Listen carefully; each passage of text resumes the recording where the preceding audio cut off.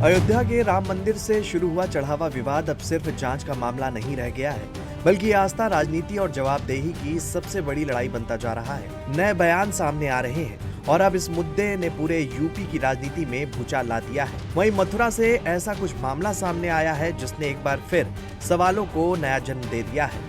राम मंदिर में कथित चढ़ावा गबन मामले की जांच जैसे जैसे आगे बढ़ रही है, वैसे वैसे सियासी तापमान भी बढ़ता हुआ नजर आ रहा है। एक तरफ एसआईटी लगातार जांच कर रही है, तो दूसरी तरफ विपक्ष सरकार पर हमलावर होता जा रहा है। कांग्रेस प्रदेश अध्यक्ष अजय राय ने बीजेपी और आरएसएस पर सीधा हमला बोलते हुए इसे देश की आस्था के साथ धोखा बताया।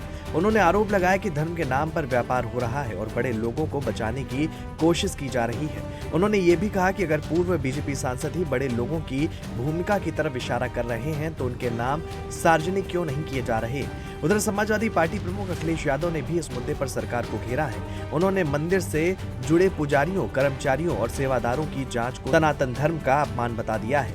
उनका कहना है कि जो लोग सालों से मंदिर की सेवा कर रहे हैं, क्या अब उन्हीं लोगों को संदेह के घेरे में खड़ा किया जाएगा।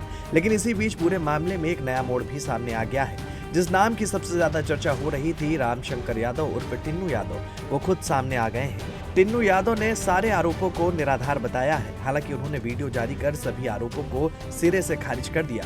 उन्होंने कहा है कि 1993 से विश्व हिंदू परिषद से जुड़े हैं और राम मंदिर आंदोलन के दौरान कार सेवा कर चुके हैं। उनका कहना है कि उनकी संपत्ति ऑटो चलाने, संगठन से मिलने वाले मानदेय और किराए की आय से बनी है। इसी बीच एसआईटी की जांच भी लगातार तेज होती जा रही है। जांच टीम मंदिर के वित्तीय रिकॉर्ड और दान पात्र से बैंक तक पैसे पहुंचाने की व्यवस्था को खंगाल रही है। जानकारी के मुताबिक कई कर्मचारियों और अधिकारियों से पूछताछ हो चुकी है। कुछ लोगों की भूमिका संदिग्ध बताई जा रही है। इतना ही नहीं, प्रधानमंत्री कार्यालय, मुख्यमंत्री कार्यालय और राष्ट्रीय स्वयंसेवक संघ भी इस पूरे मामले पर नजर बनाए हुए हैं। उधर कानपुर पहुंचे डिप्टी सीएम केशव प्रसाद मौर्य ने भी इस मामले को लेकर प्रतिक्रिया दी है। उन्होंने कहा कि जांच जारी है और जो भी दोषी होगा उसे भगवान हनुमान जी सजा देंगे। लेकिन मामला यही नहीं रुका, अब इसका असर दूसरे धार्मिक स्थलों तक पहुंचता हुआ नजर आ रहा है। हिंदूवादी नेता दिनेश फलाहारी ने मुख्यमंत्री को खून से पत्र लिखकर मथुरा के श्री कृष्ण जन्म स्थान मंदिर के चढ़ावे की सीबीआई जांच कराने की मांग कर दी है। उन्होंने कथित वित्तीय अनियमितताओं और चांदी चोरी के आरोपों की भी जांच की मांग की है। यानी अब ये मामला सिर्फ अयोध्या तक सीमित नहीं रहा, ये बहस अब इस सवाल तक पहुंच गई है कि क्या देश के बड़े धार्मिक स्थलों के चढ़ावे की व्यवस्था को पूरी तरह पारदर्शी बनाया जाना चाहिए। राजनीतिक तौर पर भी ये मुद्दा आने वाले दिनों में और बड़ा हो सकता है। विपक्ष इसे सरकार की जवाबदेही से जोड़ रहा है, जबकि सरकार जांच के जरिए अपनी पारदर्शिता दिखाने की कोशिश कर रही है। लेकिन सबसे अहम बात यह है कि ये सिर्फ एक राजनीतिक मुद्दा नहीं है, ये करोड़ों श्रद्धालुओं की भावनाओं, उनके विश्वास और उनकी आस्था से जुड़ा विषय है। फिलहाल इतना तो तय है कि आने वाले दिनों में ये मामला और बड़ा होने वाला है।